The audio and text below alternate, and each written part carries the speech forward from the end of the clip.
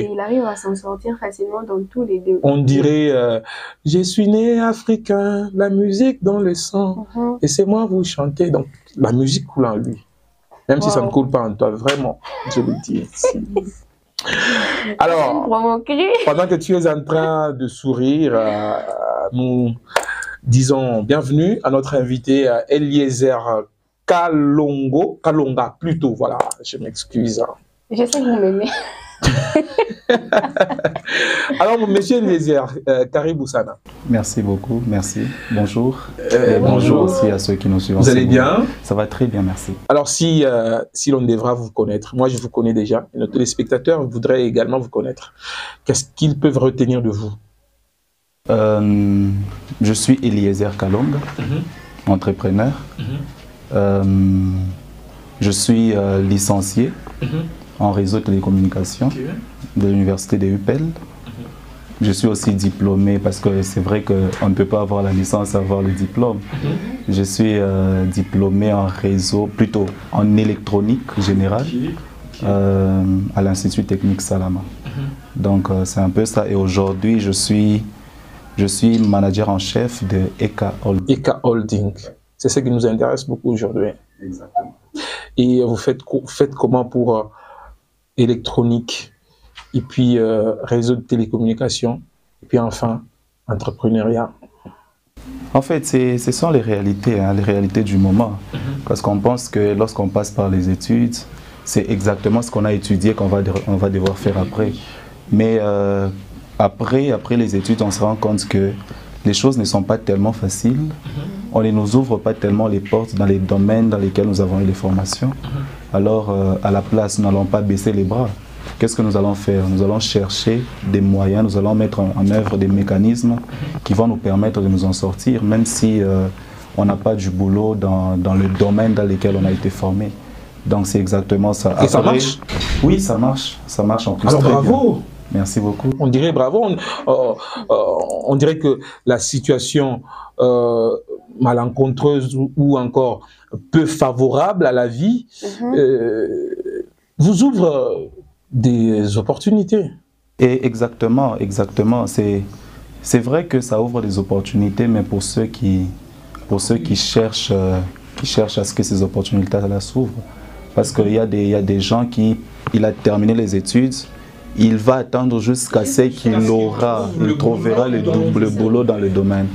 Mais si ces personnes-là prenaient aussi la décision comme moi de prendre le risque d'aller à l'encontre du vent, je pense que ça va réussir. Parce qu'aujourd'hui, on se rend compte que même la vie, on n'est pas qu'à l'encontre du vent. Ah oui. Et malgré ça, il finit toujours par arriver à l'histoire. Alors, quand est-ce que vous avez pris la décision d'entreprendre? J'ai pris la décision d'entreprendre lorsque j'ai cherché et que je n'ai pas trouvé.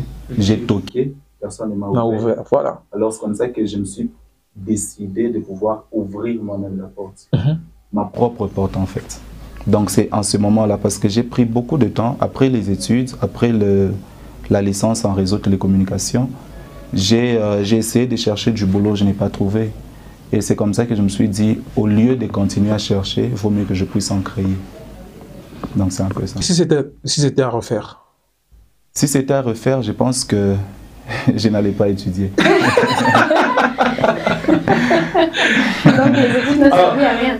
Bah, dans mon cas, oui, parce que c'est vrai que ça m'a aidé un peu à développer le côté intellectuel, mais en ce qui concerne l'expérience, ça ne me sert vraiment à rien.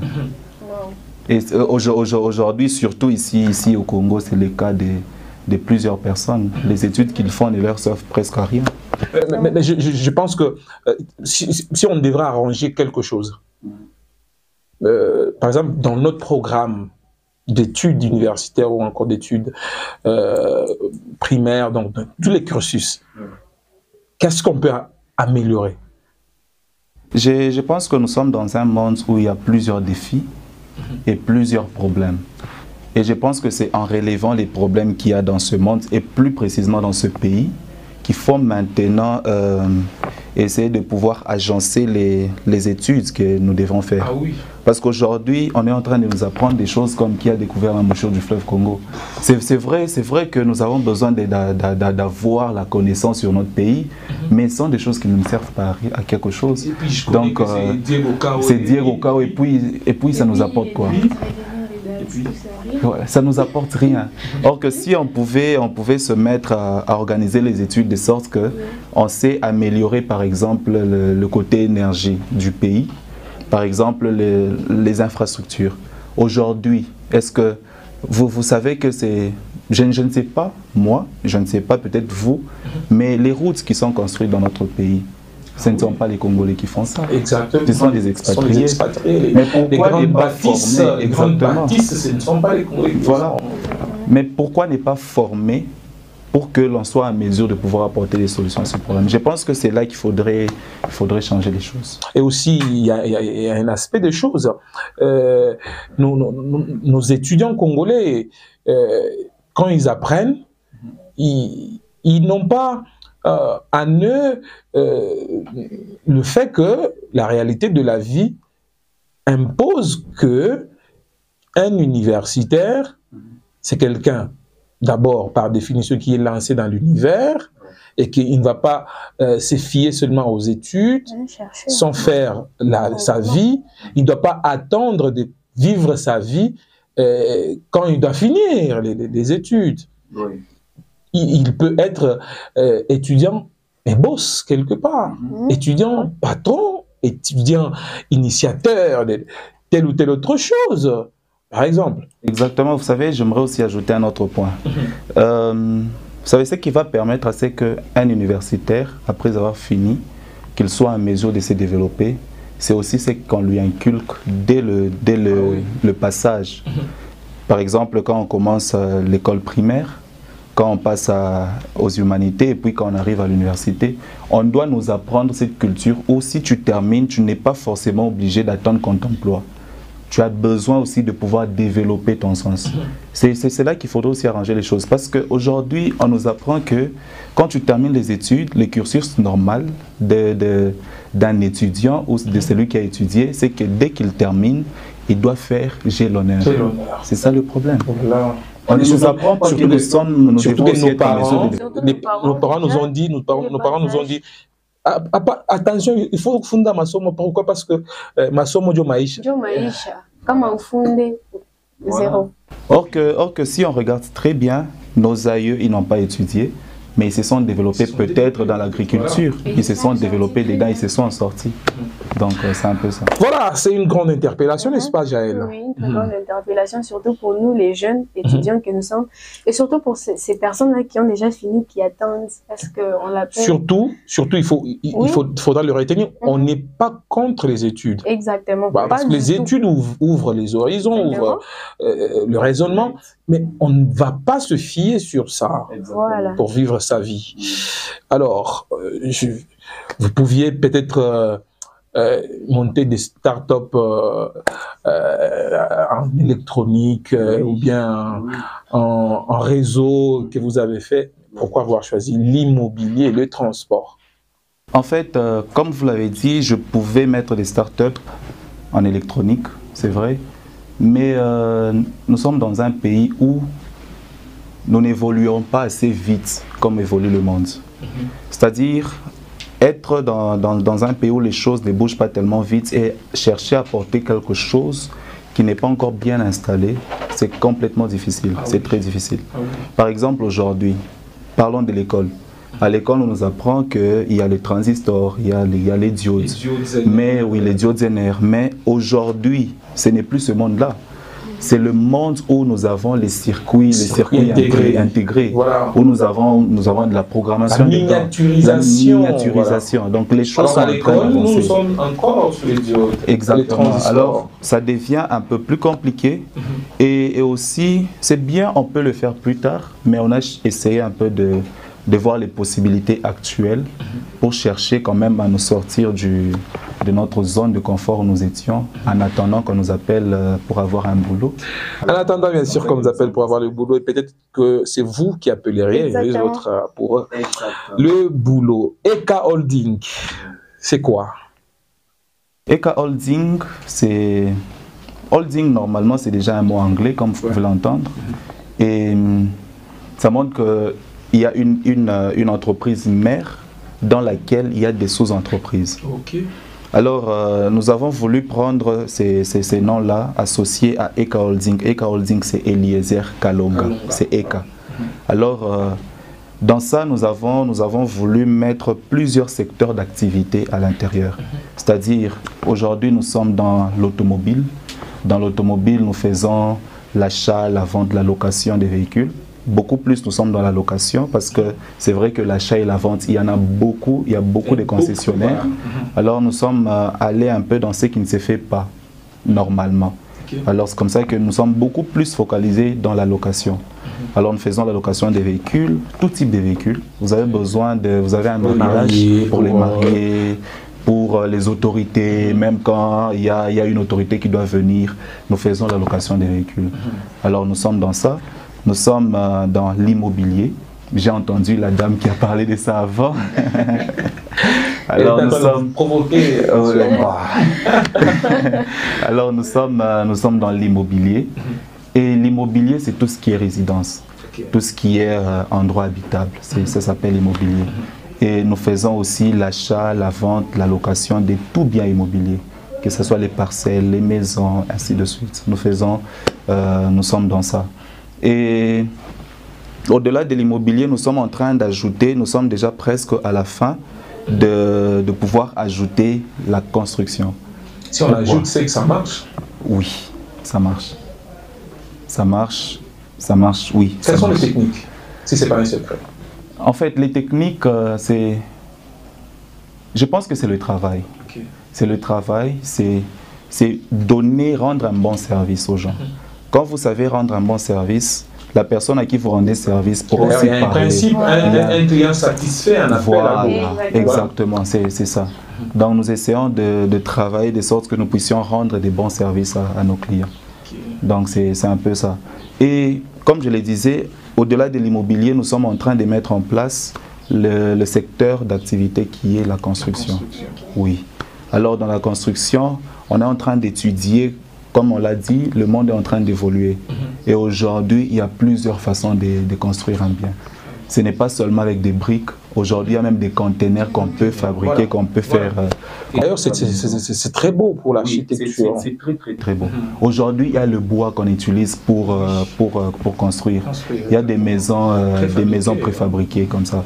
C'est comme ça que nous sommes en train de finaliser ça. Nous sommes presque à la fin et nous allons lancer ça très bientôt. Pour les personnes qui viendront solliciter notre service de l'immobilier, c'est-à-dire vous avez besoin d'une parcelle.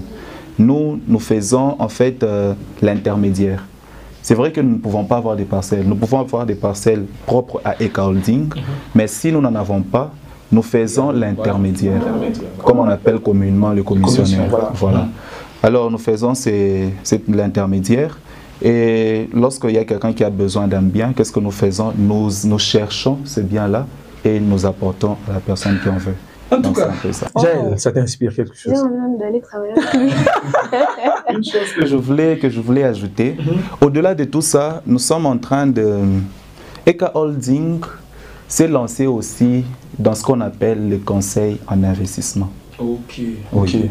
C'est très important. Très important. Vous vous rendez compte qu'aujourd'hui, les gens investissent dans des choses qui n'ont pas d'avenir, qui ne payent pas. Exactement. Un jour, je me rappelle... Le tout n'est pas d'investir, mais c'est d'investir dans le domaine prolifique. Exactement. Sinon, on n'appellerait pas ça entreprendre. Parce que normalement, entreprendre, c'est aussi apporter une solution à un problème. Donc, c'est un peu ça. J'arrive quelque part un jour, je vois il y avait 4 bâtiments qui étaient en train de naître. Et quelques temps après, je me rends compte que tous les 4 bâtiments ne pouvaient pas évoluer. C'est un grand problème ici à Lubumbashi, et particulièrement, je le dirais ici, à Ewabora. Il y a beaucoup de maisons inachevées. Exactement. Pourquoi commencer pour ne pas terminer? Donc, avec ça, Si vous avez un conseiller en investissement, il vous dira, au lieu de commencer avec les 4 bâtiments directement, commencez par un seul, terminez, occupez-le. Lorsque l'argent va commencer à entrer, ça va vous permettre aussi de réinvestir. Quelqu'un m'a fait rire.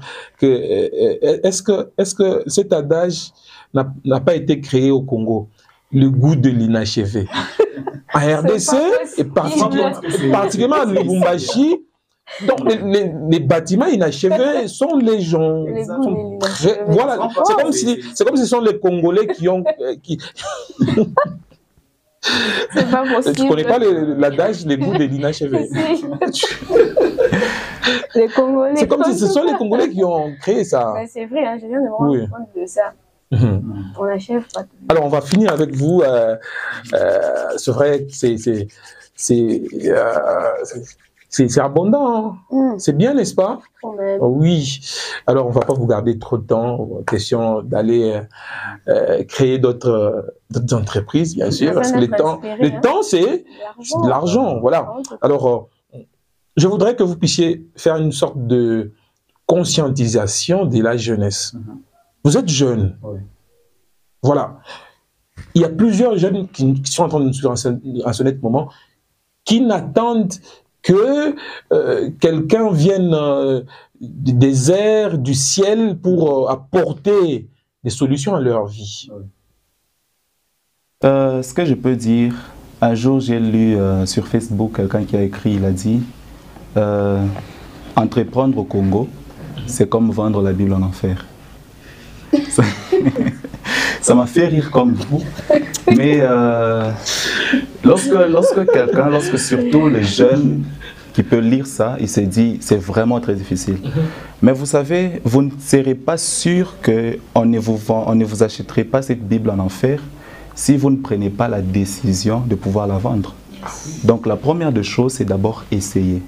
Prenez la Bible, cherchez à vendre. Et s'il n'y a personne qui vous achète, et là vous saurez que réellement c'est difficile. C'est comme ça que je vais dire à la jeunesse congolaise que vous ne saurez pas que ça va marcher ou pas si vous n'essayez pas. Ce que je vais vous demander, c'est de pouvoir vous lancer, de pouvoir vous lever, prendre le risque. Parce que quand vous prenez le risque, vous multipliez aussi les opportunités de réussite.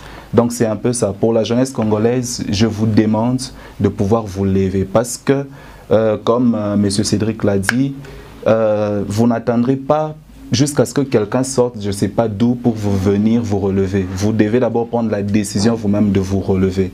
Et c'est comme ça que, en essayant, en travaillant, ça finira par marcher. Mais d'un autre côté, j'aimerais aussi parler au gouvernement, en fait. Nous sommes dans un monde, et aujourd'hui, plus précisément au Congo, nous avons besoin du soutien du gouvernement. Sans accompagnement, ça ne marche pas. Ça ne marche pas. Ouais. Ça ne marche pas. Je vais dire que les gouvernements, c'est comme nos parents. Un gouvernement qui réussit et qui se frappe la poitrine doit aussi faire réussir les enfants. Donc c'est comme ça que les gouvernements doivent aussi s'élever pour chercher à pouvoir soutenir les idées de la jeunesse. Est-ce que vous savez qu'aujourd'hui aux États-Unis, plusieurs problèmes, lorsqu'il y a un problème dans le pays, on recourt vers les universitaires pour qu'ils soient en mesure de trouver des solutions. C'est comme ça qu'aujourd'hui, il y a plusieurs problèmes qui ne trouveront des solutions que lorsque vous allez recourir à la jeunesse. Et une chose que j'aimerais dire, c'est que dans la jeunesse, il y a de l'avenir. Il y a vraiment, vraiment, vraiment de l'avenir. Alors je demande à ce que le gouverneur, les ministres s'élèvent, qu'ils se frappent la poitrine de dire qu'ils ont réussi en faisant aussi réussir la jeunesse. En faisant réussir la jeunesse. Alors, quelqu'un... J'ai cru que j'étais dans l'auditoire. Quelqu'un m'a dit ceci. Il est très risquant de ne jamais risquer. Tu vois? Il est très risquant de ne jamais risquer. Quelqu'un d'autre m'a dit, non, pas quelqu'un. J'ai fait le marketing P2P, tu vois, à un certain moment. Le team leader nous disait ceci. Le meilleur marketeur, c'est celui qui est en mesure de vendre de la glace au pôle Nord. Wow. Oui. Tu vois, au pôle Nord, c'est au Canada. C'est au Canada. Là, il fait froid. Personne n'a besoin de ce froid-là. Si tu parviens à vendre de la glace à un habitant du pôle Nord, donc tu es un bon marketeur. Donc ça résume ce que les jeunes doivent faire. Exactement. Donc, vous lancez, mais aussi avoir du courage d'affronter et puis de parler, parce que... Entre vents et marées, il faut... Voilà, on le dit même, ce qui s'énonce bien, ce qui se conçoit bien, ça s'énonce aussi bien, et les mots pour l'exprimer cool. Voilà. Donc, je pense que les jeunes ont besoin de recueillir toutes les petites idées qui les taraudent les esprits, mettre ça... À la place de se lever, tel a fait ça, au tribalisme et tout ça, mettons les idées ensemble et essayons d'avancer. Je vois beaucoup plus de jeunes qui se réunissent peut-être le samedi autour de la bière et tout ça. Ce n'est pas mal que vous puissiez vous détendre, mais je pense que l'argent investi dans ça pouvait servir à pouvoir élever votre projet. Je vois des jeunes à longueur de journée en train de téléphone, en train de regarder la polémique des musiciens, tel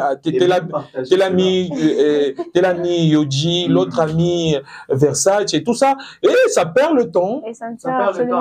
Et à la fin, on dit le gouvernement ne fait absolument rien, alors que tu as dépensé beaucoup. C'est 2500 chaque jour. Je sens la colère. Je sens la colère. Je sens la colère. Pardon. Maîtrise-moi. Voilà. Maîtrise. Non, je pense qu'il faut rester en colère parce que ça ah oui, exactement. Et de pouvoir... Ah non, je serai là pour... je serai là pour faire le coach et empêcher ça. Et Caroline, Eliezer Kalonga, un grand plaisir de vous recevoir sur ce plateau. Est-ce que vous avez un petit dernier mot à nos téléspectateurs? Un petit dernier mot, c'est demander juste à la jeunesse de se lancer. Hein. C'est juste ça. Lancez-vous et croyez que... Et surtout, si vous savez que votre projet tient debout, votre projet porteur d'essence et porteur d'avenir, que rien ne vous retienne. Levez-vous et percez, avancez. Levez-vous et percez, battez-vous, allez de l'avant. Oui, come on, yeah.